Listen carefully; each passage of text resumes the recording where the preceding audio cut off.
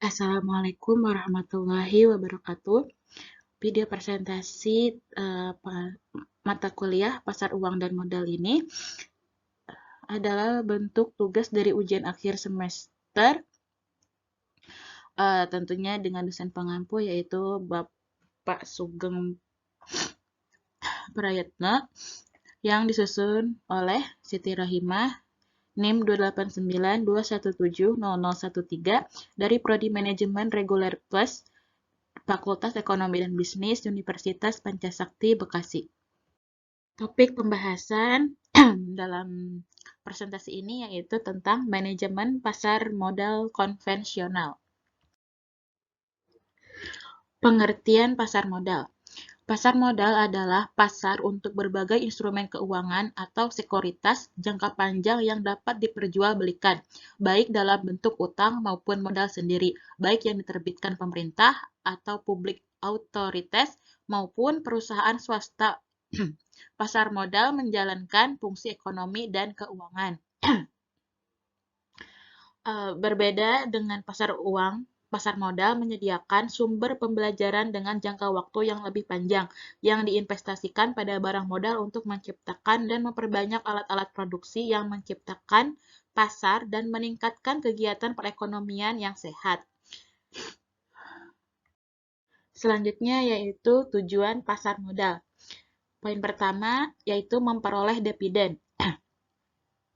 Maksudnya adalah ditujukan pada keuntungan yang akan diperolehnya berupa bunga yang dibayar oleh emiten dalam bentuk dividen. Poin kedua yaitu kepemilikan perusahaan. Semakin banyak saham yang dimiliki, semakin besar pengusahaan menguasai perusahaan. Ketiga, berdagang saham dijual kembali pada saat harga tinggi. Yaitu maksudnya adalah pengharapannya adalah pada saham yang benar-benar dapat menaikkan keuntungan dari jual beli sahamnya. Kemudian di sini ada jenis-jenis pasar modal. Yang pertama ada pasar perdana atau primary market. Adalah penjualan perdana efek atau penjualan oleh perusahaan yang menerbitkan efek sebelum efek tersebut dijual melalui bursa efek. Pasar perdana merupakan pasar tempat emiten pertama kali memperdagangkan saham atau surat berharga lainnya untuk publik, yang biasanya dikenal dengan penawaran umum atau initial public offering atau biasa disebut IPO. Informasi mengenai suatu perusahaan atau emiten yang akan menawarkan sahamnya untuk pertama kali kepada masyarakat dapat diketahui melalui prospektus ringkas yang diiklankan minimal di dunia harian nasional public expose atau prospektus. Kemudian di sini ada yang kedua yaitu pasar sekunder atau secondary market.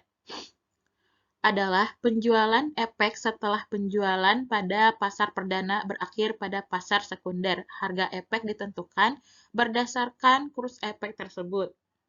Pasar sekunder adalah pasar yang memperdagangkan efek setelah IPO, yang perdagangannya hanya terjadi antar investor yang satu dengan yang lainnya.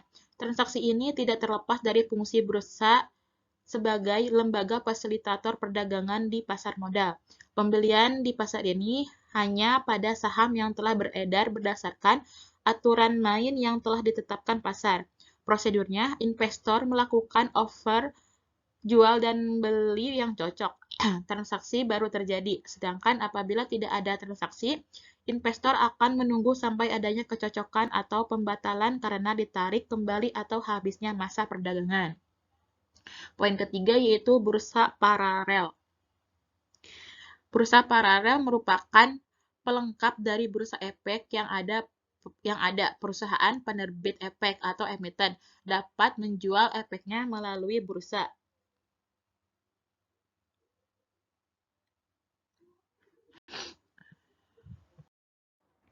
Kemudian di sini ada lembaga-lembaga yang berkaitan dengan kegiatan pasar modal. Yang pertama yaitu lembaga penyelenggara utama dalam sistem perdagangan terdiri dari Badan Pengawas Pasar Modal atau Bapenan, Bursa Efek, Lembaga Penyimpanan dan Penyelesaian, dan terakhir itu Perusahaan Efek. Dari poin yang pertama yaitu tentang Badan Pengurus Pasar Modal atau Bapenan. Bapepam. Keberadaan Bapepam yang dimaksudkan untuk mewujudkan kegiatan pasar modal yang teratur, wajar, efisien, dan melindungi kepentingan pemodal dan masyarakat. Perlindungan yang dimaksud adalah perlindungan yang tidak fair dari emiten, seperti informasi yang tidak benar ataupun dari perusahaan. Fair emiten ataupun dari perusahaan, lembaga, dan profesi yang berkaitan dengan pasar modal, seperti jual beli saham, harus dapat dipenuhi dengan ketentuan yang berlaku. Poin kedua yaitu tentang Bursa Efek. Lembaga yang menyelenggarakan perdagangan efek adalah Bursa Efek. Di Indonesia, Bursa Efek harus berbentuk perseroan. Di bursa inilah dilakukan jual beli saham dengan menggunakan jasa perusahaan efek yang menjadi anggota bursa. Yang ketiga yaitu Lembaga Penyimpanan dan Penyelesaian. Lembaga ini menyediakan jasa clearing dan penjamin penyelesaian transaksi bursa. Lembaga clearing dan penjamin sebagai pihak yang menyelenggarakan jasa clearing dan penjaminan penyelesaian transaksi bursa, yang clearing dan penjamin penyelesaian transaksi bursa. Lembaga penyimpanan dan penyelesaian menyelenggarakan kegiatan kustodian sentral bagi bank kustodian, perusahaan efek, dan pihak lain. Yang keempat yaitu perusahaan efek. Perusahaan efek dapat menjalankan usaha sebagai penjamin emisi. Perusahaan ini merupakan perantara perdagangan efek dan atau manajer investasi setelah memperoleh izin dari Bapepam. Usaha sebagai jaminan emisi efek berarti perusahaan efek tersebut menjamin agar penerbitan atau emisi sekuritas yang dilakukan oleh suatu perusahaan disebut sebagai emiten dan dilakukan di pasar perdana dapat terjual semua. Lalu yang B ya ini ada Lembaga Penunjang Pasar Modal. Poin pertama yaitu penjamin emisi efek. Penjamin emisi efek ini terdiri dari memberikan nasihat mengenai jenis efek yang sebaiknya dikeluarkan, seperti harga yang wajar dan jangka waktu efek atau obligasi dan sekuritas kredit. Dalam mengajukan pernyataan pendaftaran emisi efek, membantu menyelesaikan tugas administrasi yang berhubungan dengan pengisian dokumen, pernyataan pendaftaran emisi efek, penyusunan prospektus, merancang spesimen efek, mendampingi emiten selama proses evaluasi. Juga mengatur penyelenggaraan emisi atau pendistribusian efek dan menyiapkan sarana-sarana penunjang. Poin kedua yaitu akuntan publik.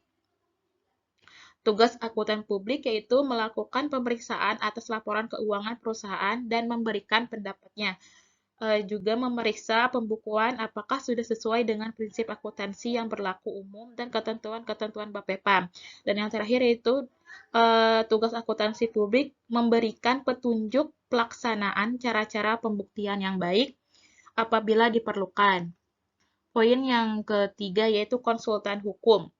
Tugas konsultan hukum meneliti aspek-aspek hukum emiten dan memberikan pendapat dari sisi hukum tentang keadaan dan keabsahan usaha emiten, yang meliputi anggaran dasar, izin usaha, bukti kepemilikan atas kekayaan emiten, perikatan yang dilakukan oleh emiten dengan pihak ketiga, serta gugatan dalam perkara perdata dan pidana. Poin keempat yaitu notaris. Notaris bertugas membuat berita acara RUPS, membuat konsep akta perubahan anggaran dasar, dan menyiapkan naskah perjanjian dalam rangka emisi efek. Poin yang kelima yaitu agen penjual. Agen penjual ini terdiri dari atas perusahaan pialang atau broker atau juga biasa disebut dealer yang bertugas meninvestor yang akan memesan efek, melaksanakan pengembalian uang pesanan, dan menyerahkan sertifikat efek kepada pemesan. Poin terakhir yaitu perusahaan penilai. Perusahaan penilai ini diperlukan apabila perusahaan emiten akan melakukan penilaian kembali aktivanya. Penilaian tersebut dimaksudkan untuk mengetahui besarnya nilai wajar aktiva perusahaan sebagai dasar dalam melakukan emisi melalui pasar modal. C. Lembaga penunjang emisi obligasi. Di sini ada wali amanat atau trustee, kedua penanggung atau guarantor, dan yang ketiga agen pembayar atau paying agent. D. Lembaga penunjang sekunder. Poin pertama yaitu ada pedagang efek. Selain melakukan jual beli efek untuk diri sendiri, pedagang efek juga berfungsi untuk menciptakan pasar bagi efek tertentu dan menjaga keseimbangan harga serta memelihara likuiditas efek dengan cara membeli dan menjual efek tertentu di pasar sekunder. Poin kedua yaitu perantara perdagangan efek atau broker. Broker bertugas menerima order jual dan order beli investor untuk kemudian ditawarkan di bursa efek. Atas jasa keperantaraan ini, broker mengenakan fee kepada investor. Ketiga, yaitu perusahaan efek. Perusahaan efek atau perusahaan sekuritas dapat menjalankan satu atau beberapa kegiatan, baik sebagai penjamin emisi efek atau underwriter, perantara pedagang efek, manajer investasi, maupun penasihat investasi. Selanjutnya, poin keempat yaitu Biro Administrasi Efek. Biro Administrasi Efek ini adalah pihak yang berdasarkan kontak dengan emiten secara teratur menyediakan jasa-jasa melaksanakan pembukuan, transfer dan pencatatan, pembayaran dividen, pembagian hak opsi, emisi sertifikat, dan laporan tahunan untuk emiten. Dan yang kelima yaitu reksadana atau mutual fund.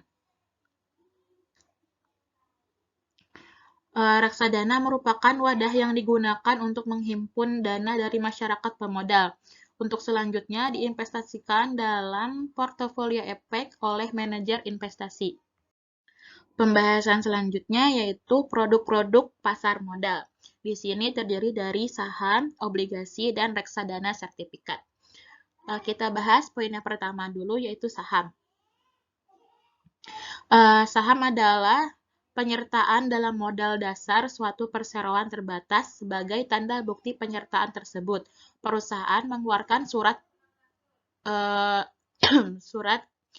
kolektif kepada pemegang saham. Poin kedua yaitu tentang obligasi. Obligasi ini yaitu surat pernyataan utang dari perusahaan kepada para peminjam. Surat obligasi disebut juga surat utang berjangka panjang sekurang-kurangnya 3 tahun. Yang ketiga yaitu reksadana sertifikat. Reksadana sertifikat yang menjelaskan bahwa pemilik menitipkan uang kepada para pengelola reksadana untuk digunakan sebagai modal berinvestasi di pasar uang atau pasar modal. Pembahasan terakhir dalam presentasi ini yaitu tentang para pelaku dalam pasar modal. Terdiri dari emiten, pelaku, komoditi, lembaga penunjang, dan investasi. Kita bahas yang poin pertama dulu yaitu tentang emiten. Emiten adalah pihak yang melakukan penawaran umum atau perusahaan yang memperoleh dana melalui pasar modal. Pemodal adalah pemberi modal atau penanam modal dalam perusahaan. Poin kedua yaitu tentang pelaku. Pelaku ini adalah pembeli dana atau modal yang menyisihkan kelebihan dana atau uangnya untuk usaha yang produktif dan adanya penjual atau dana yang memerlukan dana atau modal untuk keperluan usaha. Poin ketiga yaitu tentang komoditi. Komoditi adalah barang yang diperjualbelikan dapat berupa yang diperjualbelikan seperti ini ada bursa uang modal, timah, karet, minyak, emas, dan lain-lain. Kemudian ini yang keempat yaitu lembaga penunjang. Lembaga penunjang yang berkaitan dalam kegiatan pasar modal serta lembaga-lembaga swasta yang berkaitan sebagai profesi penunjang. Dan yang terakhir yaitu investasi. Investasi adalah kegiatan menanam modal dengan harapan pada waktunya nanti pemilik modal mendapatkan sejumlah keuntungan dari penanaman modal. Investasi di pasar modal dapat melalui dua cara, yaitu pembelian efek di pasar perdana dan jual beli efek di pasar sekunder. Pasar perdana adalah pasar dalam masa penawaran efek dari perusahaan penjual efek atau emiten kepada masyarakat untuk pertama kali. Adapun pada pasar sekunder, harga efek ditentukan oleh emiten dan kekuatan permintaan penawaran efek. Cukup sekian presentasi dari saya. Saya mohon maaf apabila banyak kekurangan dalam penyampaian presentasi kali ini. Dan tentunya saya berharap apa yang saya sampaikan dapat bermanfaat bagi kita semua, khususnya bagi saya. Dan saya ucapkan terima kasih sekali lagi. Wassalamualaikum warahmatullahi wabarakatuh.